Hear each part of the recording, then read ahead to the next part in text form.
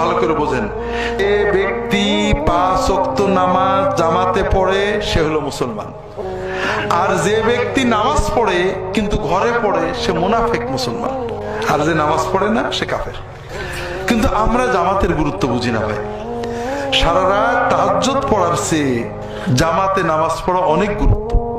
আল্লাহ রাসূল সাল্লাল্লাহু আলাইহি ওয়াসাল্লাম বলছেন, কেউ যদি ইশার নামাজটা জামাতে পড়ে আর ফজরের নামাজ জামাতে পড়ে সারা রাত তাহাজ্জুদের সওয়াব পাবে। কাজেই ভাইরা জামাতে নামাজ ছাড়বেন না। অনেকে বলে যে অমুকের পিছনে নামাজ হয় না, তমকে ও ভালো ইমাম না। জামাতে নামাজ পড়া আমার জন্য ওয়াজিব। ওই ইমামের গুনাহতে আমার কিছু হবে না।